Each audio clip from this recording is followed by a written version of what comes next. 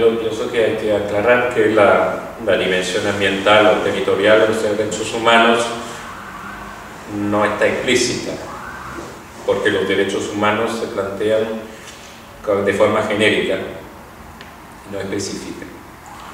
Sin embargo, si uno empieza a indagar la manera en que justamente cada ciudadana puede disfrutar o beneficiarse de estos derechos humanos, pienso que ahí entra justamente los temas del medio ambiente y territorio, o sea, de considerar en qué condiciones se desarrolla la vida de cada uno de los individuos y cómo estas condiciones le permiten o no le permiten proteger o resguardar sus derechos.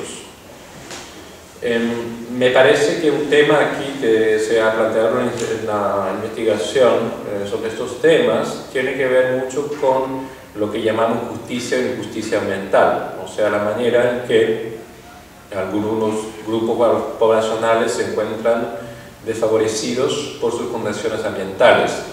Y bueno, el caso de Santiago es muy típico de cómo las clases más populares, ya que tienen menores ingresos, se encuentran también en zonas que tienen a su vez condiciones ambientales degradadas, y pienso que ese es un gran tema de mirar, o sea, condiciones ambientales de las poblaciones desfavorecidas y cómo estas condiciones pueden obstaculizar el ejercicio de sus derechos.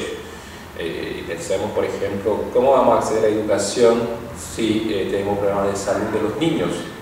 Los mismos niños no van a poder recibir la educación que corresponde por esta simple razón. O sea, ahí la justicia ambiental que busca cruzar condiciones socioeconómicas con condiciones ambientales puede ser una guía interesante para investigar estos temas.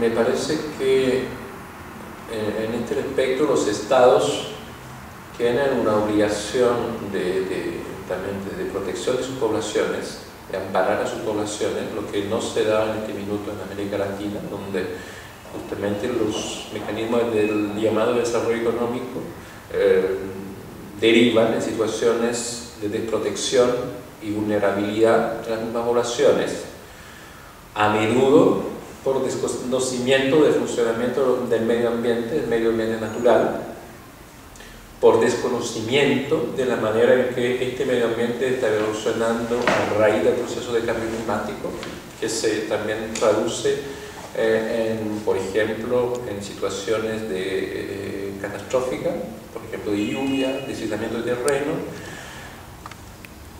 sobre los cuales la acción del Estado, la acción de los actores económicos tiende a generar más riesgo, aumentar el riesgo para la población. Entonces me parece que uno de los principales principios de acción del Estado tiene que estar justamente basado en dar protección a las poblaciones vulnerables. Y el otro tema, obviamente, muy de actualidad en este país, está relacionado al control del acceso a los recursos. Chile tiene una larga historia de prestigio de la forma colectiva de gestión de los recursos naturales, que existían, por ejemplo, en lo que son las comunidades agrarias, que tenían una gestión colectiva de la tierra. Estamos presenciando un proceso justamente de privatización de estas tierras, o de pasar de la gestión colectiva a una gestión individual, con todo lo que ello implica en cuanto al cambio de uso del suelo y también al hecho de que las poblaciones ya no puedan acceder a ciertos recursos. Y pienso que otro tema que se puede investigar, que se puede fomentar, es fortalecer a las comunidades para que sean capaces de gestionar sus recursos.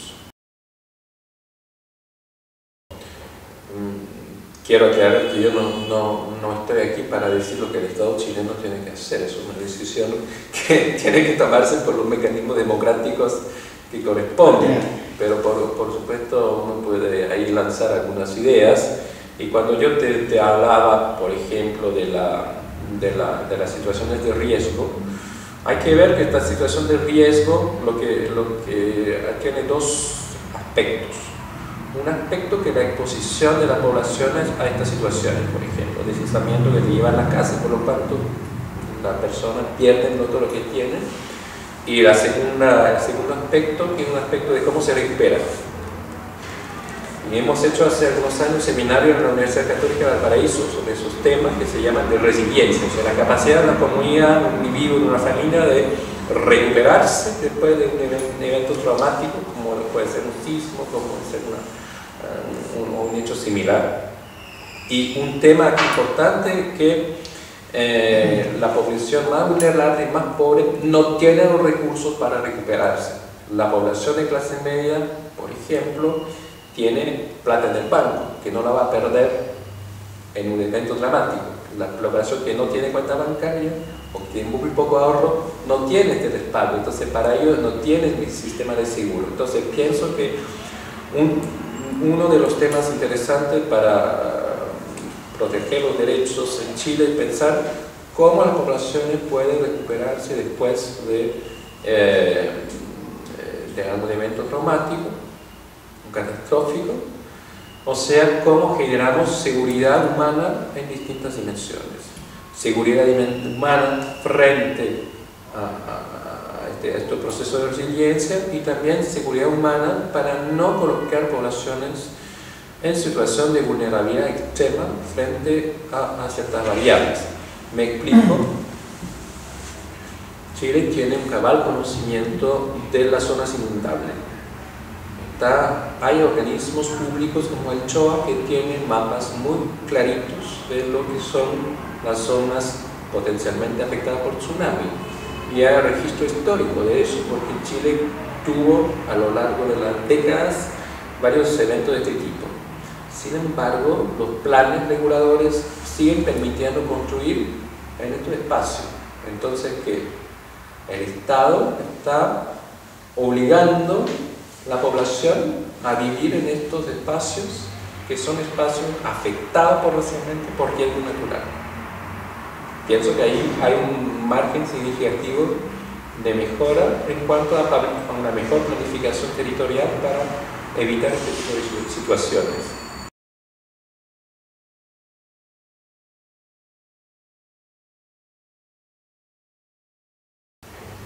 Lo que pasa en Chile es que la sociedad chilena está acostumbrada a ser resiliente sin la ayuda del Estado, porque no la han tenido. Entonces hay mucha conducta en que hay que valorar también de la capacidad de la misma población hacerse cargo de su destino, lo cual es muy importante. A mí lo que más me llamó la atención es el tiempo que tomó la reconstrucción de la vivienda, la reconstrucción de la casa, tanto el terremoto que tú mencionas en 2010, pero también terremotos anteriores, y tú veías muchos años después la gente viviendo en media agua cuando había perdido su casa 5 o 10 años antes. Eso me parecía realmente un tema que había que atender. Y atender esos temas obviamente no puede pasar únicamente por mecanismos, como llaman aquí, de mercado. Si la gente no tiene capacidad económica, que la ha perdido últimamente el terremoto, ¿cómo podemos esperar que esté en condiciones de ingresar en mecanismos de mercado para recuperar, por ejemplo, su vivienda? Ahora bien, no seamos demasiado pesimistas tampoco. En el caso de exposición al riesgo, si bien el terremoto de 2010 fue dramático, bueno, el terremoto de Haití una semana después fue mucho más. Mostró también que la sociedad chilena estaba mejor preparada, y eso se debe también a la política pública, empezando por la norma antisísmica.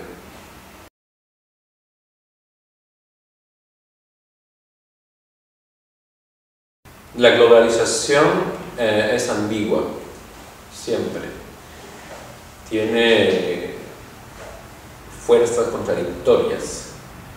Como tú señalas, la globalización lleva al aumento del uso de los recursos naturales, y es impresionante ver cuál ha sido el crecimiento del uso de recursos de toda naturaleza, sea energéticos, agroalimentarios, y industriales en el proceso de globalización, o sea, una circulación de la mercadería y una explotación considerable de lo que existe, y por lo tanto eso tiende a generar situaciones de conflictos en el territorio donde se realizan estas operaciones. Sin embargo, también eso lleva nuevos recursos. Entonces, el tema no es tanto si hay o no hay que autorizar cierto tipo de explotación de recursos, el tema de cómo se va a hacer, qué vamos a hacer con la ganancia de eso. Si las ganancias obtenidas en la explotación de los recursos naturales permiten mejorar las condiciones de la gente, bien, hay que aprovecharlo. Y la otra dimensión de la globalización, y eso es importante, tiene que ver también con la circulación de las ideas, y aquí me parece que ha sido también un poderoso alicate para que la gente pueda mejor conectarse a redes globales, encontrar apoyos y reclamar su derecho que muchas veces se le niegan en el terreno local. Y en eso pienso que también la globalización puede ser un factor que lleva a mejorar la situación de derechos humanos.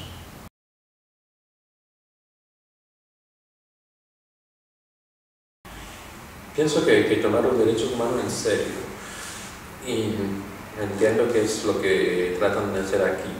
Y tomar los derechos humanos en serio debe haber dos dimensiones. Una primera dimensión asociada a la independencia de quienes se hacen cargo de derechos humanos, sobre todo, te diría, con el Estado chileno, que tiene una fuerte institucionalidad, está muy organizado, sin embargo no aparece como promotor de los derechos humanos. Por lo tanto, me parece aceptada la idea de tener un instituto que tenga su autonomía en relación con el aparato estatal que hasta hoy aparece a menudo como el aparato represivo, particularmente en caso de conflictos sociales, donde yo lamento que no se pueda haber llegado a un mayor nivel de diálogo. El otro punto que tú señalas, o sea, de la educación, también es un punto que me parece fundamental, porque también hay que tomar las cosas en serio, o sea, hay que analizar, hay que pensar qué significan los derechos humanos, cómo evolucionan, cómo desde los textos que los plantean, las convenciones internacionales que los recuerdan, llegan a la materialidad, a la vida cotidiana, a cómo le llama el presidente Lago, la señora Juanita, cómo ella va a ejercer su derecho, cómo acceder a estos derechos. Y por lo tanto eso tiene una serie de pasos en los cuales es muy importante mantener viva, alerta esta discusión y no ampararse al alero de grandes principios que finalmente no tienen tanto sentido en la vida cotidiana.